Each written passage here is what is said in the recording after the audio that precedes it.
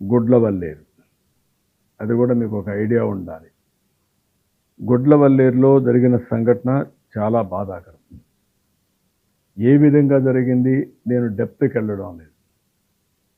కానీ ఈ రాష్ట్రంలో ఆడబిడ్డలకు రక్షణ కల్పించాలి.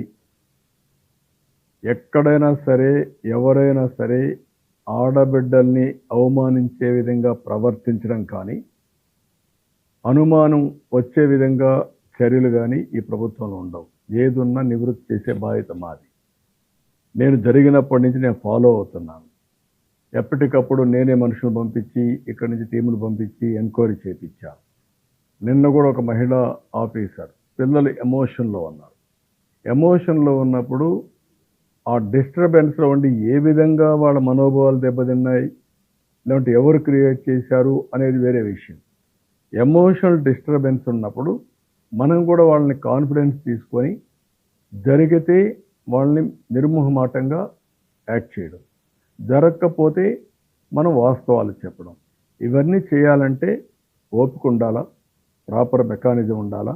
ఈ రెండు లేకుండా ఇష్ట ప్రకారం చేయడం కరెక్ట్ కాదు. నేను కొన్ని మంది చూశాను, ఇష్టానుసారంగా 300 వీడియోలు తీసేశారు, లేకుంటే ఫోన్లో అంతా చేసేశారు. ఏదో మొత్తం హాస్టల్స్ రాష్ట్రం అంతా ఇదే జరిగిపోతా ఉంది. బుద్ధి జ్ఞానం మీకు కూడా ఆడబిడ్డలు ఉంటే వారి ప్రవర్తించండి. కొంచెమైనా విజ్ఞత ఉండాలి మీకు. ఎక్కడైనా సరే నీ దగ్గర ఎవిడెన్స్ ఉంటే ఇవ్వాలి, నీకు తెలిస్తే చెప్పాలి. తెలియకుండా కావాలని దుష్ప్రచారం చేయడం చాలా నేరం. ఆడబిడ్డల శీలాన్ని కూడా తాకట్టు పెట్టే విధంగా లేకుంటే అవహేళన చేసే విధంగా చేయడం కరెక్ట్ కాదు. దీన్ని చాలా తీవ్రంగా ఖండిస్తున్నా, గర్హిస్తున్నా, హెచ్చరిస్తున్నా. మంచిది కాదని కూడా చెప్తున్నా. దానికి ఏ విధంగా చేయాలో మేము ఆలోచిస్తాం. కానీ ఇన్సిడెంట్ కాడికి వచ్చేప్పుడు మాత్రం నేను ఎవ్వరితో కాంప్రమైజ్ కాం.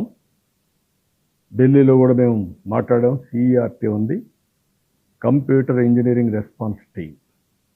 సిఈఆర్టీతో మాట్లాడి అక్కడ senior scientist one mister Sharma SS, ఇంకొక విద్యాసాగర్ సైంటిస్ట్, అదే మాదిరిగా Surendra Varma another scientist, Ravichandra another scientist. వీళ్ళందరితో కలిసి ఒకరిని సిఏడిసి నుంచి కూడా centre for development of advanced computing నుంచి ఒక టెక్నికల్ పీపుల్ కూడా తీసుకుంటాం.